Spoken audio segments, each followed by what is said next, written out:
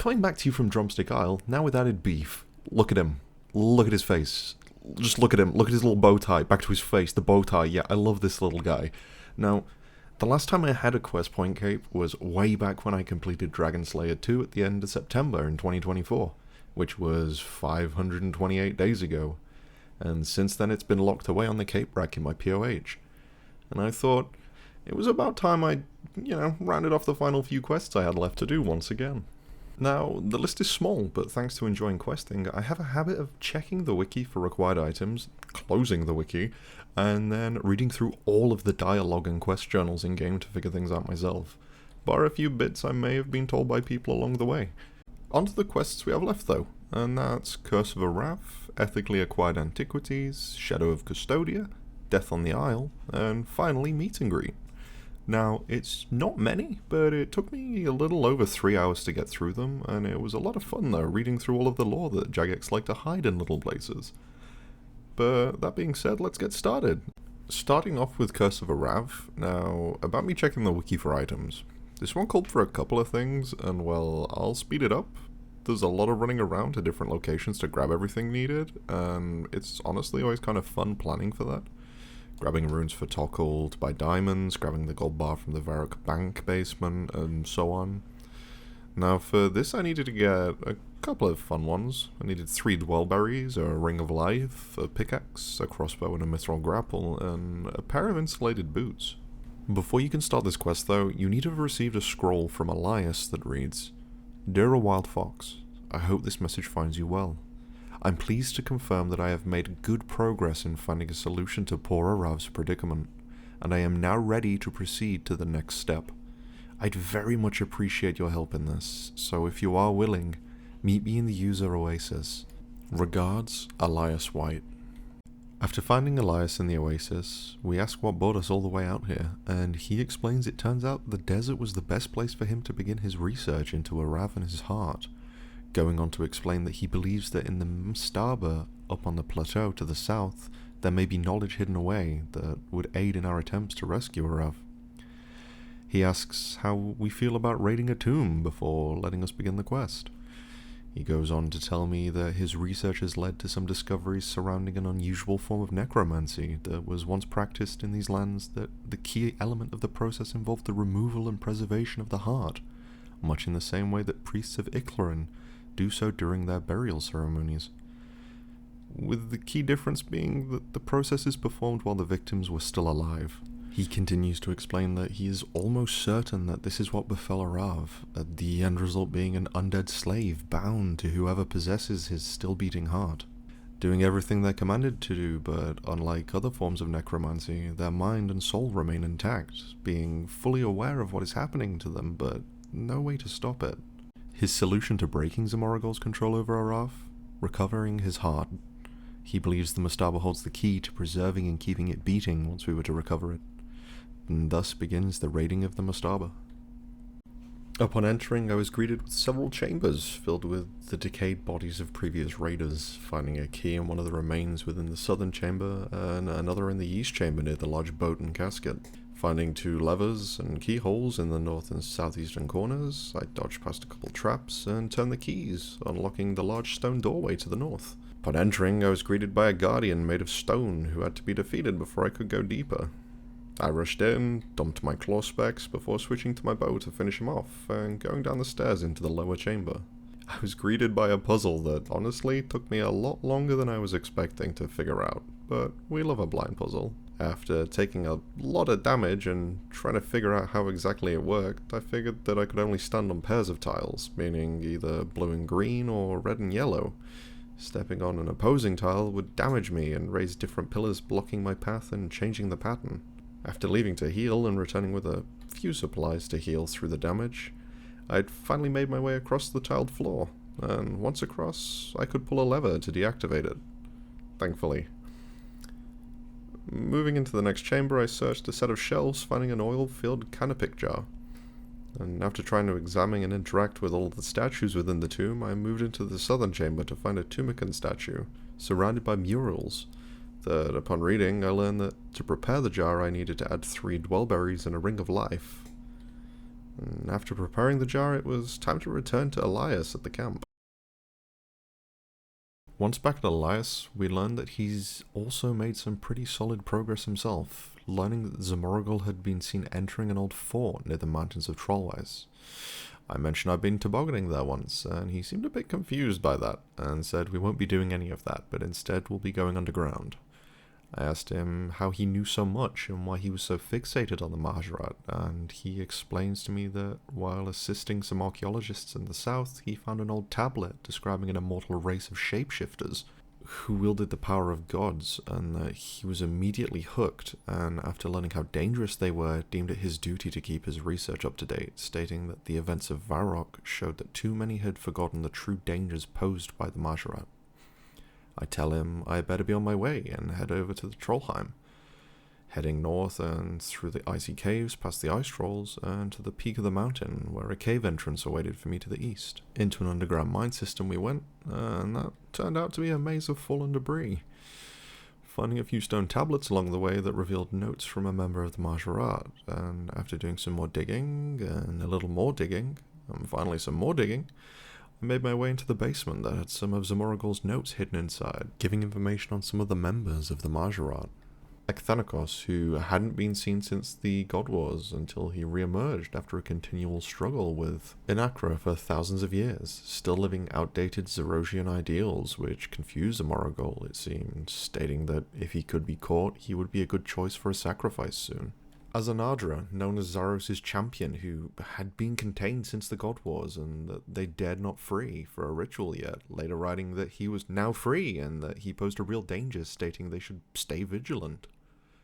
Bilrak, average power and willing to go along with whatever was suggested and would be useful for now, but failed to appear at the next ritual and whose whereabouts are still unknown. Inakra, not seen since the God Wars, but whose presence is still felt, seemingly the only surviving female Mahjarat left on this plane. She had since re-emerged and reported to them that she had been in a continual struggle with Akthanakos all this time.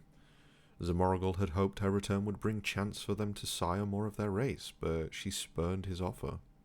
Isisle of the Zamorak-aligned faction, a worthy warrior and considered an ally, seemingly gaining many followers and much territory before disaster struck and Saradomin-worshipping humans conquered his territory, putting him in a state of torpor and unsure if his followers could revive him, but it seems they managed it and Isisle is back in play. Jalan, one of the weakest in the Mahjarat, and did not even dare attend the last ritual, making him so weak that Zamagorgul is ashamed to even call him a Mahjarat anymore.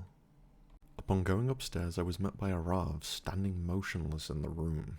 Axe in hand, calling out his name, he responded that I shouldn't be here, that Zamoragul could return at any moment, and if that happened, he wouldn't be able to stop himself from... Cutting him off, I explained that I know the risk and I'm here to help. Confused, he asked why, and that I don't know him, what he's done, and that he's forsaken, before telling me to leave him and this place. I quickly tell him that I won't be doing that, and in order to free him, I need to find where Zamoragul is keeping his heart. Arrav told me that it isn't here, and that Zamoragul doesn't seem to trust his own kin enough to keep it nearby.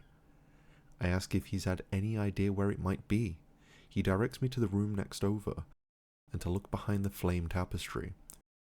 There it might be able to find something that could possibly help. Arrav tells me that his master calls, thanks me, and confesses he doesn't even know my name. I tell him, and that I promise that I will save him before he's teleported away. Behind the tapestry I found a key and some plans for Zamoragul's base, but decide that Elias would be better able to aid in understanding them, so I head back to the camp. Upon arriving, he asks if I managed to find out a way into the fort, to which I confirm that I did, but the heart wasn't there, and it seemingly was in Varrock. To which Elias agreed, saying it looks as though there's a chamber marked as containing a heart, and deduces that it must be Arav's. But it won't be easy, and reaching it is going to be difficult, showing that the base is laden with traps, the inner section being filled to the brim with human detection spells that will set off an alarm if triggered, stating that to get around this will be in the sewers, which have surges of energy periodically sent through the waters that again set off alarms. On the other side, the door is guarded by zombies that, you guessed it, set off an alarm, with the alarm filling the area with gas that incapacitates all living things in the area. Oh, and the door? Made from 5-inch thick runite enforced steel with a 4-digit access code that if you input the wrong code twice, well, you get the point. But once through the door we're safe, right? Well, no. Inside are crisscross special fire ray enchantments that Zemorogol has made, and if touched will do significant damage and also set off the... you get it at this point. Finally, at the back of the room is the heart. I tell Elias that it sounds impossible, but he seems to think it's more possible than I might think, and that he will serve as bait to lure the zombies away from the door. The energy in the sewers? Well, insulated boots. And the crisscross fire waves? A crossbow and grappling hook. Elias then tells me that he will meet me outside the base once I have everything I need, and he gives a quick goodbye. Upon arriving, I tell him that I'm ready, and he prepares the distraction.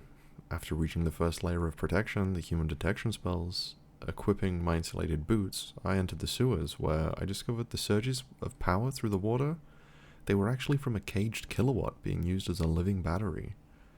Climbing through the pipe, I find myself at the vault door, and entering the room to the south, I find a few decoder strips on the table, which I take. On the other table, another list of notes about the remaining Majorat.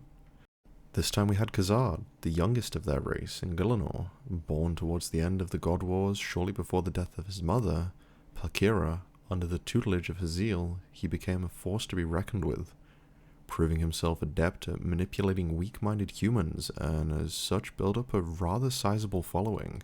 Car-shy, merely average power, and keeps out of trouble by going along with the majority, but with no specific close allies he could be in danger at some point. Strangely, he disappeared, not thinking he was this weak. Zemorogol was surprised. He was one of the Majorat who chose to miss the last ritual. Lamastad, fairly weak and disliked by Zemorogol, though, like most, he was at least aligned with Zamorak. He could be the next one they chose to lose the next fight. Before he failed to turn up to the ritual, that was, and must have known his time was up. Those notes from earlier in the basement? They were Lamastad's. Zemorogol found him tunneling into his basement, taking him prisoner and making him the next sacrifice, to which the fellow Majorat seemed happy to go along with. Lucian, a powerful mage, and his cousin. Even so, he doesn't seem to trust him very much either. He was noted to be getting significantly more powerful, and Zemorogol seems to think he may have found the stone, and thinks it would be better to be nicer to him going forward. Mizark, aligned with Zaros, but weak, and a target for the 15th sacrifice. Rakvesh, an individual of average power who was apparently quite ugly with eye sockets that were too close together. Slisky, one of the more powerful of the Majorat, with particularly strong shape-shifting capabilities and power over shadows. Lurking in those shadows seems to be his preference, as he only shows his face around the rituals. He'd love to catch this guy, but he's a slippery fellow. Word from Isisle is that Slisky has reappeared in a dramatic fashion, even by his standards, managing to dig up Zaros' old horn and claiming the upcoming ritual will be the final ritual of the Majorat, which sounds interesting. Wahishatel doesn't seem to like Zemorogol, not surprising given he still holds Zerosian sympathies. He seems to think he'd make a good sacrifice candidate.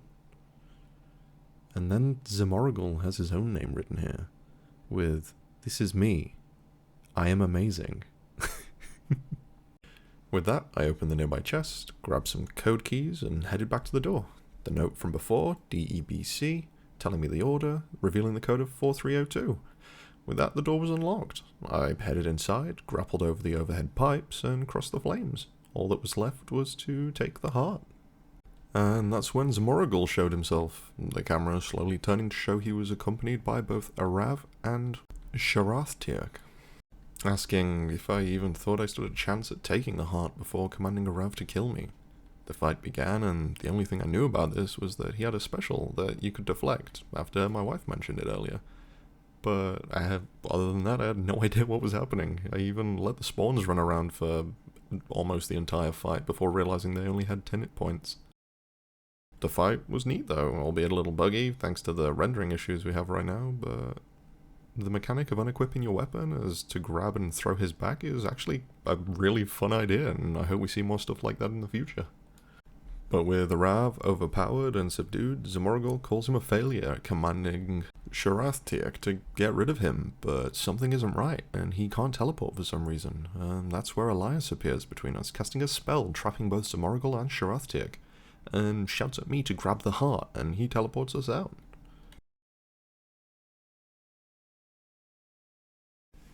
Back at the camp, Elias tells me that he was keeping a close eye on things, to which I do say that it leaves me with a few questions, and he asks if I'm wondering how he managed to do it all. I say, what, like teleporting into the room, keeping the Majorad at bay, keeping them trapped? This just isn't something that anyone can do, not to mention that they knew who he was.